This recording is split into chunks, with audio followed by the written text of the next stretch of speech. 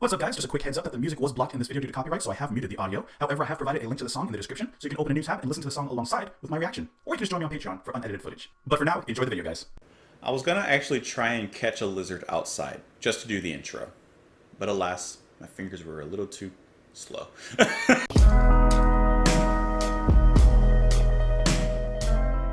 What is happening, everyone? Welcome back to the channel. Hope that you're having a wonderful day.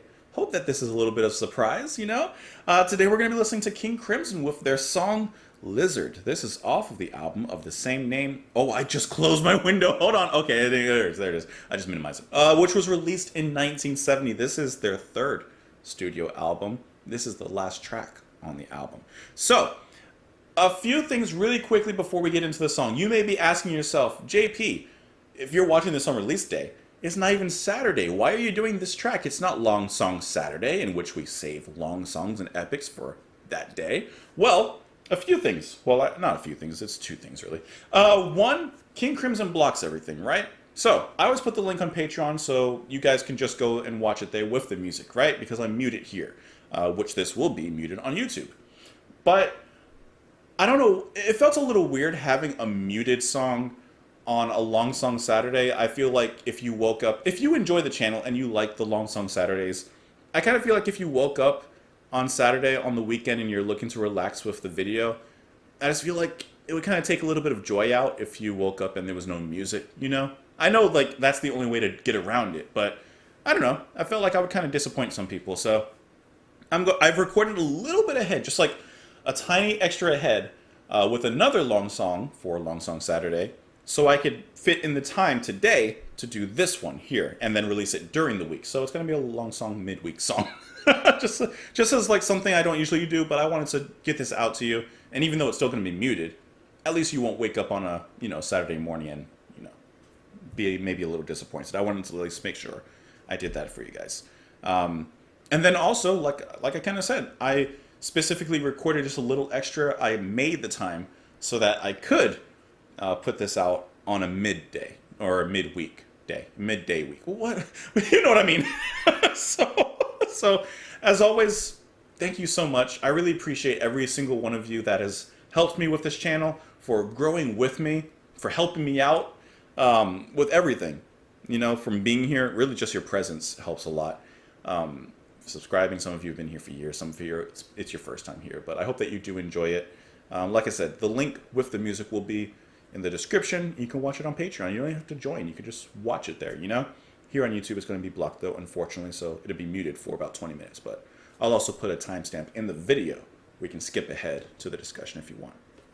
Anyways, I think I've done a lot of talking, but I hope that you enjoy this. Hope that you enjoy this surprise. And let's go. I'm wearing my King Crimson Tour shirt. I got the dates on the back. Hold on. Don't look at my butt now. But there you go.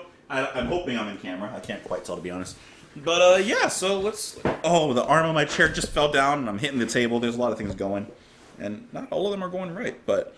Oh, and this song also features John Anderson of Yes. I'm ready for that. Let's go. This is King Crimson with Lizard.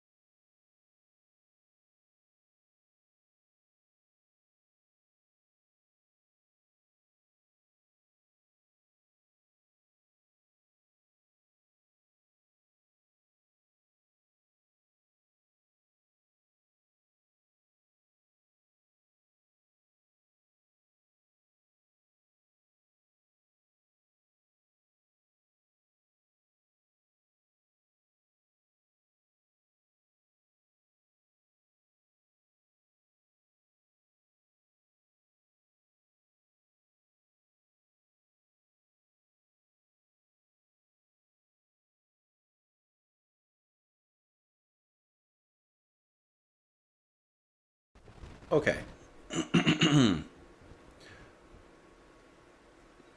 That was so easily one of the best King Crimson songs that I've heard, one of the best progressive songs that I've heard, one of the best songs that I've heard.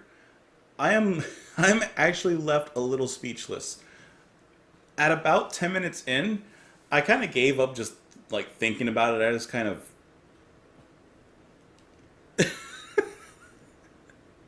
my heart is racing. There is absolutely so much to talk about on this track. This is one of the best tracks. I wish that I got to see this live. And John Anderson, the drumming, Fripp, the bass playing, the horns. Oh, the horns, though.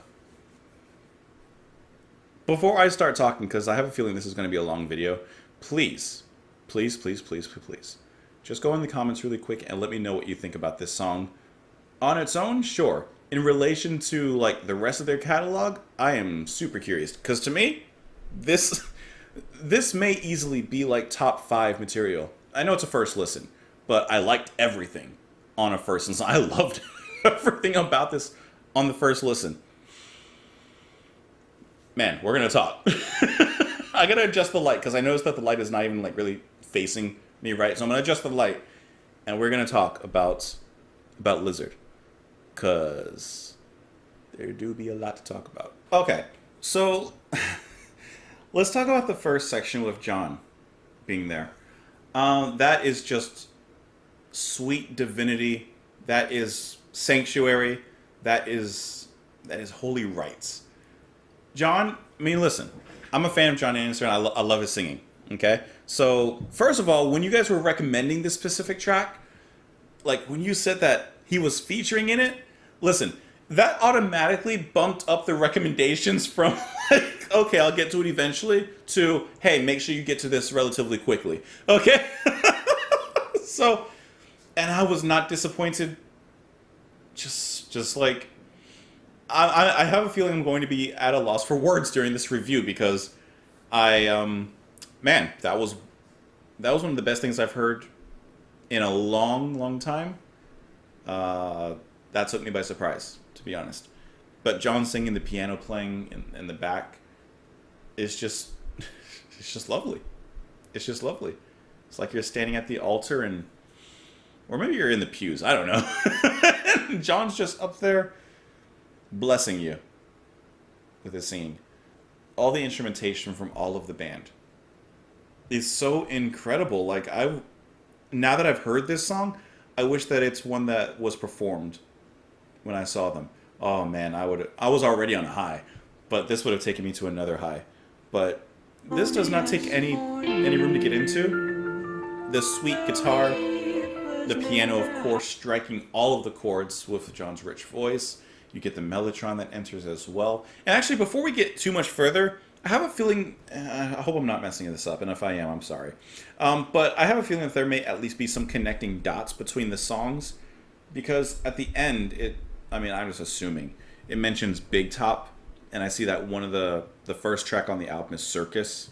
So I don't know if this is a concept album and I just totally messed up the flow of it. I don't know if there's connecting dots between the songs and I just totally messed up the flow of it. If I did, I'm sorry. I wanted to get this one out when I had the time and I didn't want to, like I said in the beginning, have a blocked video for a long song Saturday. Okay, anyways, besides that. Also the cover art, love it. I love that. Very Renaissance.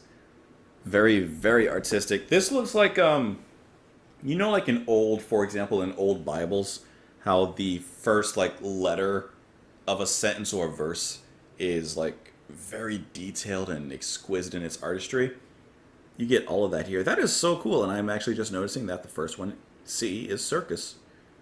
The things under the circus part looks like tacos, but...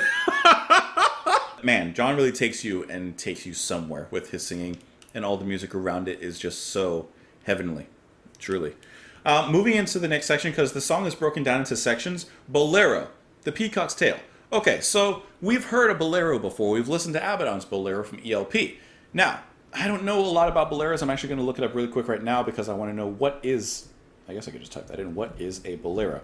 Because now that I'm listening and I've heard the two, the snare, the marching pattern is the same as it builds up. The music builds up around that specific pattern. But can I say, Abaddon's bolero was like my first experience with that. It was cool. This one, mind-blowing, heart-wrenching. Oh man, I'm reading, and I've probably read this before when we did Abaddon's bolero, but it is a genre of song which originated in Cuba in the 19th century. Da, da, da, da, da, da, da, da. Okay, it's unrelated to the older Spanish dance of the same name, so maybe that's what we're looking for. I don't know. I'm going to have to look into that, because it looks like this is like flamenco-based, and I didn't really hear anything like that in the music. But I guess that is like the style. It's a certain rhythm. The brief explosions of just bliss are popping everywhere. Man, my mind is like totally melted. I'm sitting here trying to describe the music after I've just listened to it, and I'm going back and listening to it more, and I'm so without words. This is horrible. And these sweet, delicious moments with the mellotron especially, and those harmonies just, man, it just takes you up. It just takes you up. I'm gonna try and make this explanation a little more clear and concise, because I feel like I'm rambling without saying anything. I hope it shows that I really love this song, though. See, and as we move into the bolero, right here, you hear that pattern on the snare, and everything else starts to build around it. Now, at this point, it really is, and I mean, he takes a lot of the shine, but I really have to give a huge amount of due to Mel Collins on the saxophone and the flutes, not only throughout the bolero itself, but throughout this whole piece. I mean, there are so many moments where he is really letting his star shine. He's creating such a tapestry of melody. For example, in the bolero section, there's a lot of points where the horns, studio-wise, I would assume they're overdubbed and they're kind of colliding with each other, harmonizing at other points, and it's just like constant waves of horns that are coming in and out. And it's mesmerizing. And a lot of the music really in this song is mesmerizing. It's extremely captivating. This is truly music that will grab you, take you to a completely different place, and set you back down, and you come up just as I did after the song was over, and you're like, where am I now?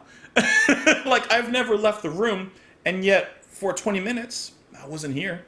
And I didn't even mention how they go straight into a jazz blues style. Obviously, King Crimson is known to be jazzy in a lot of their music. That's not a huge surprise. They're a very darkly jazzy group in their progressive nature.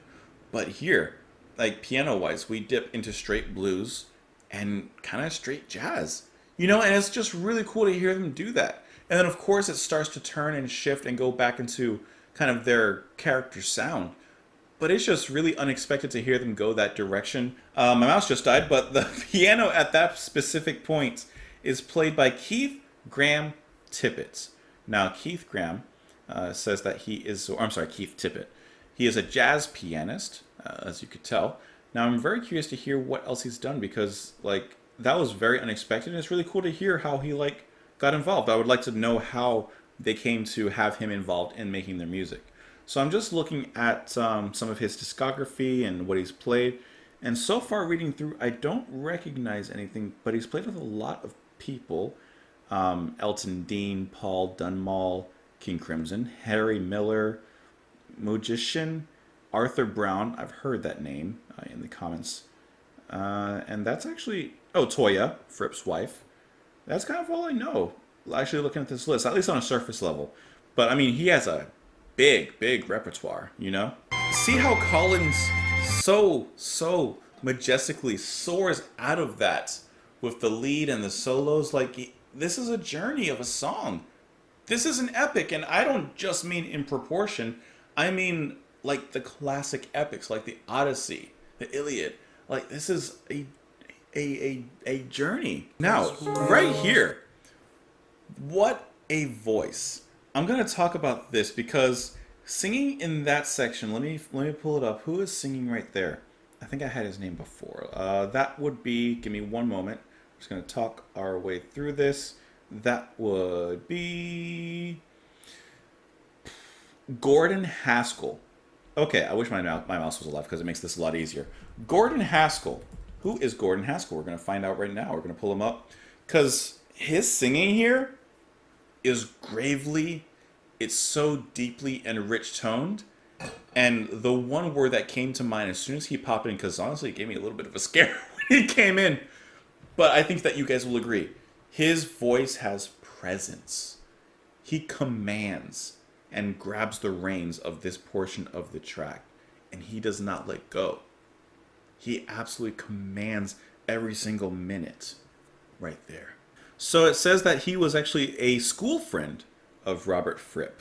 So they went to school together, and he is a pop, rock, jazz, country, and blues vocalist, guitarist, and bassist. Okay. But what an incredibly characteristic and distinct voice he has. And the way that it's used here to bring like a strong gravitas to the song is used so effectively. Okay, I just ran really quick and got my wire so I can use my mouse. The battle begins. Oh, man. You know, because of how light this song was in so many moments in the beginning and even throughout the middle, I knew, or at least I had an idea that at some point we're going to get into the heavy stuff. Because you know when King Crimson gets heavy, they get down, right? And I knew it was coming. But how elegantly do they come in right there? And I mean, the drumming is simply just like mind-bending. Man, I mean, McCulloch on drums. And like, it genuinely is mind-bending.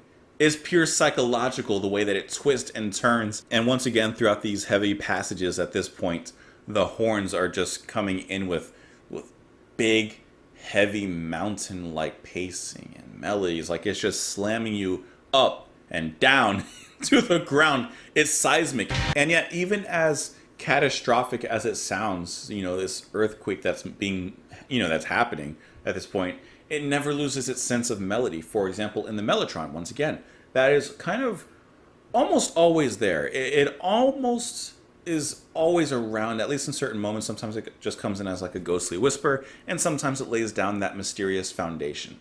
So even in that section right there, it's almost like somewhere that we can return to. It's a way of grounding us amidst all the chaos. And then Fripp lays down this nice ending, icing on the cake solo at the end, before we kind of fade away into silence. And at that point, we have a little bit of a return of like some circus noises, which, like I said, that might reconnect back to the beginning, the opening track, which is called Circus. Like, I don't know. I feel like this is a bad reaction because I'm not like, I don't know. This one took my mind. This is genuinely like one of the best songs I've heard. Okay, I came back to the the opening with John because, first of all, I guess, and you guys can understand, for someone who's new, I guess maybe not as new now to the genre, but, you know, still kind of wet behind the ears, so to speak, to hear John Anderson of Yes singing with King Crimson, what I would say are two completely different sides of the same progressive coin, to hear them collaborating together is just magic. And how well does it come together? He has some like backwards playing guitar in here as well. Like, there's so many details in this music that it would be impossible for me to go through and capture every single one. But let it be known that this was beyond enjoyable. This was otherworldly. This is beyond. You know, music communicates in a way that's different from languages, that's different from words, different from writing. It communicates by sound and feeling, and this is pure sound and feeling. Oh man, I can listen to that over and over. Oh man. I feel... Man. I feel like I'm embarrassing right now myself on video. Because I'm kind of stunned. I'm just stunned. I keep on saying that, but I'm wordless right now. Let's talk about the lyrics on this one.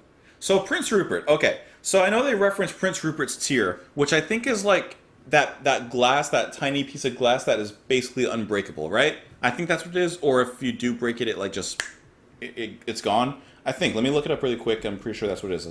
Prince Rupert's drop. Okay, it's the one that you can break by the tail. I think that's what it is, right? We're kind of getting the story here. I'm looking on Wikipedia about Prince Rupert's drop itself.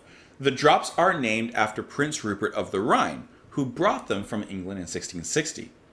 Although they are blah, blah, blah, blah, they were studied as scientific curiosities by the Royal Society, and the unraveling of the principles of their unusual properties probably led to the development of the process for the production of toughened glass.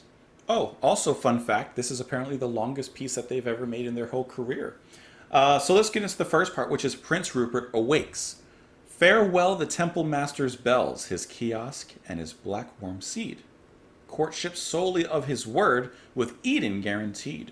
For now Prince Rupert's tears of glass make saffron Sabbath eyelids bleed, scar the sacred tablet wax on which the lizards feed. I don't know, bro. Wake your reason's hollow votes, wear your blizzard season coats, burn a bridge and burn a boat, stake a lizard by the throat. Go Polonius or kneel, the reapers name their harvest dawn. All your tarnished devil's spoons will rust beneath our corn. Now bears Prince Rupert's garden roam across his rain tree shaded lawn. Lizard bones become the clay, and there a swan is born. I'm going to be honest, I think I'm going to have to read a little bit about this one. Now the next part is the bolero, which is entitled The Peacock's Tale. After that is the Battle of Glass Tears. Okay, so we do relate back to actually Prince Rupert's Tears. And then and within that, it is Dawn Song, Last Skirmish, and Prince Rupert's Lament. And then the ending is Big Top. Now within the Dawn Song part of the Battle of Glass Tears, this is when Gordon is singing, and he says, Night enfolds her cloak of holes around the river meadow. Old moonlight stalks by broken plows, hides spokeless wheels in shadows. Sentries lean on thornwood spears, blow on their hands, stare eastwards.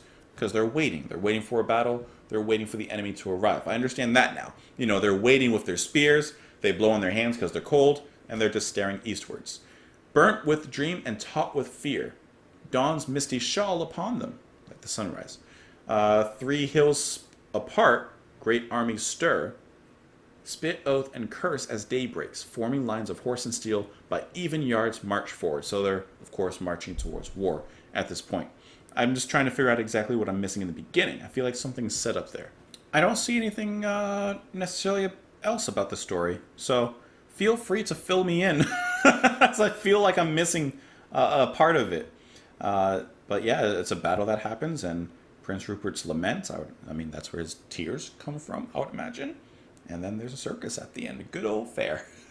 Now, interestingly enough, I'm just reading a little bit on Ultimate Classic Rock about this album, and it says, unsurprisingly, Fripp isn't fond of the multi-part suite, particularly the opening section.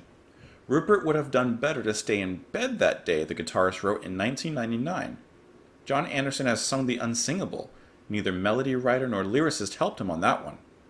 An early edition of Brewer's Dictionary of Phrase and Fable is an essential aid to interpreting the lyrics. Okay, well, I guess I'm happy that I'm not alone in trying to figure out the lyrics. Let me know what you guys thought, though. Did you like it? Did you like it as much as me? Maybe. Or not? Maybe you absolutely hated it. I don't know. But I would definitely love to read your thoughts on this one in the comments, because I really thought that this was kind of beyond perfect. You know, to me, this is masterpiece material. But hey, it's just a first listen. And I'm going to tell you, I'm definitely going to be listening to this one again. So I'd love to hear your thoughts in the comments. Of course, you can follow me on Twitter. You can support the channel on Patreon. Hope that you enjoyed watching it over there, especially because that's where, you know, the music is actually. You can buy a t-shirt. You can follow the subreddit if you'd like. But hope that you come back tomorrow for whatever else we got going on. And I'll see you then. Hope you enjoyed the surprise as well, by the way. I'll see you later. Bye.